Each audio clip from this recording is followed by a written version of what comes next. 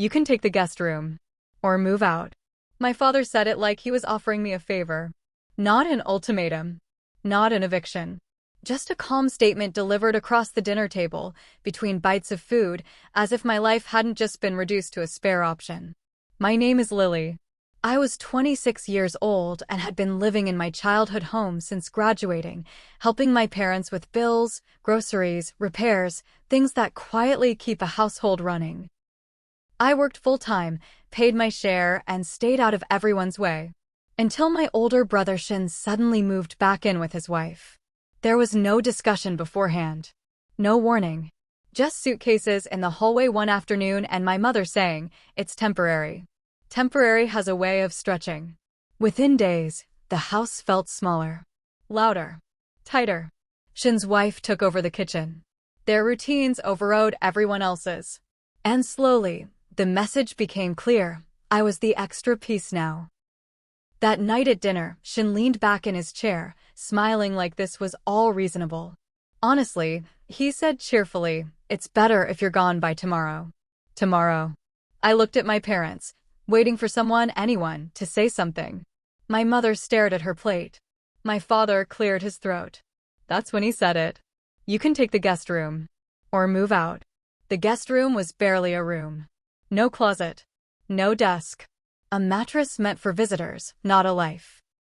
And even that option felt temporary, like a holding cell until I disappeared on my own. I didn't argue. Not because I agreed, but because I understood something important in that moment. I had already lost the vote. So I nodded. "Okay," I said quietly. That surprised them. Shin raised an eyebrow, clearly expecting resistance. My father looked relieved. My mother finally looked up but said nothing. That night, I packed. Not dramatically. No tears. No slammed doors. I folded my clothes, boxed my books, and took only what fit in my car. I left behind furniture I had bought myself. Dishes I used daily.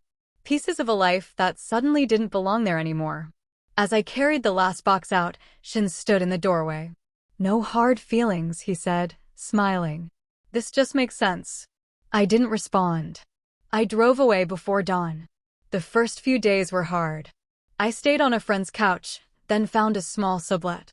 It wasn't comfortable, but it was quiet. And for the first time in a long while, no one was making decisions for me. I focused on work. What my family didn't realize, what Shin never bothered to notice, was that I wasn't just helping out financially at home. I was the one managing my father's paperwork. Tracking payments. Handling renewals. Sorting mail no one else wanted to deal with. Including something very important. A week after I moved out, my phone rang. It was my mother. Her voice was tight. "Lily," she said, "did you take any documents with you?" "No," I replied. "Why?" There was a pause. Then she said, "Your brother says something's wrong." I sat up. "What kind of wrong?" Another pause, longer this time. "He's saying you're lying," she said. "He says you must have done something." In the background, I heard Shin's voice, raised now, panicked. "She's lying, Mom. Tell me she's lying." I closed my eyes. Because in that moment, I realized something they hadn't yet. When I moved out, I didn't just leave a room behind. I left them alone with responsibilities they didn't understand and consequences they weren't prepared for. And this was only the beginning. I didn't answer my mother right away. Not because I didn't know what to say, but because I knew exactly what was happening, and once I spoke, there would be no way to pretend otherwise. "Lily," she said again, her voice thinner now. "Are you there?" "I'm here," I said calmly. "What's going on?" She hesitated, then lowered her voice. "Your brother says there's a problem with the house." "What kind of problem?" Another pause. I could hear Shin pacing in the background now, his voice sharp and fast, words tumbling over each other. "The bank called," my mother finally said. "They said something about paperwork. Something overdue." I leaned back against the wall of my apartment and closed my eyes. Of course they had called. For years, my father had handled the house the same way he handled everything else, by handing it to someone else and assuming it would be fine. When his health dipped, when the bills started arriving in thicker envelopes, I had quietly stepped in. I didn't announce it.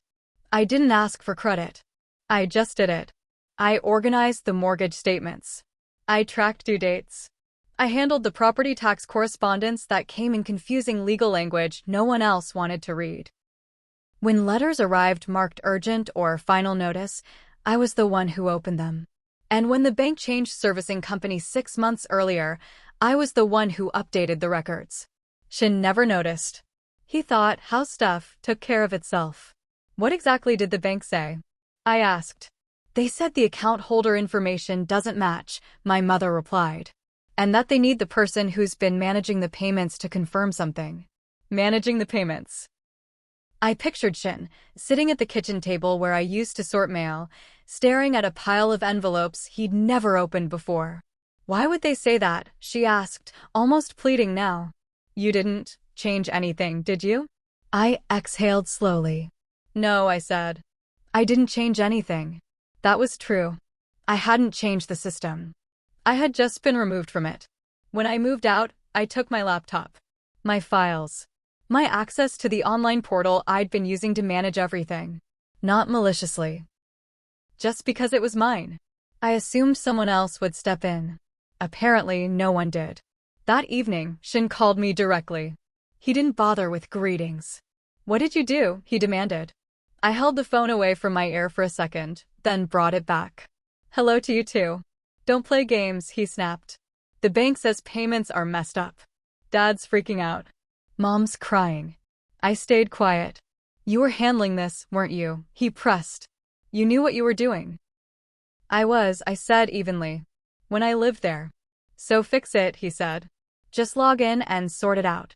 I almost laughed. Almost. You told me to move out, I reminded him. You said it would be better if I was gone by tomorrow. That wasn't. He stopped himself. That's not what this is about. It is, I said. It's exactly what this is about. He lowered his voice, trying a different angle. Lily, don't do this. Dad's health can't take stress like this. I agree, I said. That's why someone should have learned how the house was being managed. Silence. Then, quieter. So what now? Now. That word carried more weight than he realized. Now, I said, you talk to the bank. You figure out what they need. You're living there. You're in charge. That's not fair, he said quickly. I didn't raise my voice. I didn't argue. I wasn't fair when I paid the property taxes early out of my own account either, I said. Or when I spent weekends on hold fixing billing errors. Or when I handled legal notices no one else wanted to read. He didn't respond. The next day, the situation escalated. The bank sent a formal notice. Not foreclosure, but close enough to scare people who had never read fine print before. It explained that documentation needed to be re-verified due to missed confirmations and that failure to respond would trigger penalties. My father finally called me himself. Lily, he said, his voice strained. Why didn't you tell us you were doing all this? I sat down slowly. You never asked, I said. And when I tried to explain things in the past, you said not to worry. I didn't realize. I know, I said gently. That's the problem. He was quiet for a long moment. Can you come back? He asked finally. Just for a bit. To help straighten things out. I looked around my small apartment. The boxes I still hadn't unpacked. The life I had started rebuilding without them. I can explain what needs to be done, I said. Over the phone. And then, I said, it's up to you. That night, my mother called again. Shin was shouting in the background now, not at her, but at the situation. At the paperwork. At the realization that the house didn't run on autopilot. She won't come back, he said loudly. She's doing this on purpose. I closed my eyes. Because that was the moment they finally understood something I had known all along. I hadn't left to punish them. I had left and taken my silence with me. And without it, everything they had ignored was suddenly very loud. The house didn't fall apart overnight. It unraveled the way things always do when people stop paying attention slowly, then all at once. For the next few days, my phone stayed quiet. No calls from my brother. No messages from my mother. I knew what that meant. They were trying to fix it themselves. Shin was convinced he could muscle his way through paperwork the same way he bullied his way through conversations. He had always believed effort could replace understanding. It couldn't. On the fourth day, my father called again. This time, his voice was different. Not strained. Not defensive. Tired. "Lily," he said softly, "we had a meeting with the bank." I closed my eyes. And? They said the account history shows late confirmations going back months. Nothing catastrophic yet, but he trailed off. They want consistency. They want one point of contact. I knew what was coming. "They asked for you," he said. I let the silence stretch. Not to punish him, but because I needed him to feel it. "I can explain what they need," I said finally. "But I'm not coming back to live there." He didn't argue. That told me everything. We scheduled a call with the bank the next morning.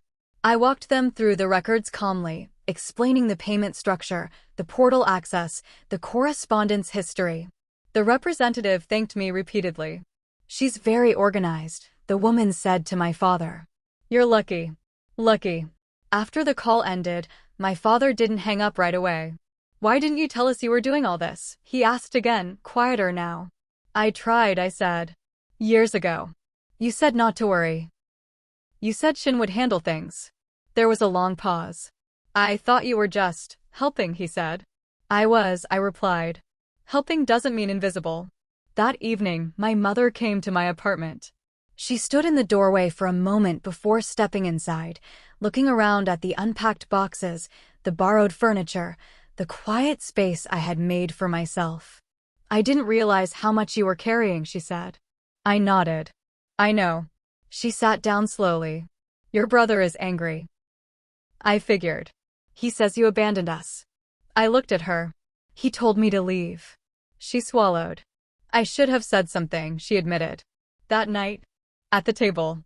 "Yes," I said gently. "You should have." She nodded again, eyes wet now. "We didn't think you'd actually go." That was the truth of it. They never did. A few days later, Shin called me one last time. His voice was tight, controlled, but the edge was gone. "You really put us in a position," he said. I leaned back in my chair. "You put yourself in it. You could have stayed," he shot back. "You didn't have to make this so dramatic." I almost laughed. "I didn't make a speech," I said. "I packed a bag." He went quiet. "You always think you're right," he muttered. "No," I said. "I just stopped letting you decide for me." He exhaled sharply. "Dad wants you to come back. At least temporarily." I shook my head, even though he couldn't see it. "That house isn't my home anymore." "So that's it?" he asked. "That's it," I said. The next weekend, my parents came by together. Not to argue. Not to convince. To apologize. My father spoke first. "We were wrong," he said. "About the guest room. About asking you to leave. About assuming things would just work." I didn't interrupt. "You were holding everything together," he continued. "And we didn't see it until you were gone." My mother reached for my hand. "We took you for granted." I believed them. But belief doesn't rewind time.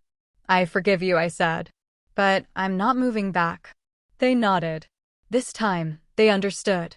Shin didn't say anything. He just stood there, arms crossed, watching. And for the first time, I saw something in his expression I'd never seen before. Uncertainty. Not fear. Not anger. The realization that the world doesn't rearrange itself just because he wants it to.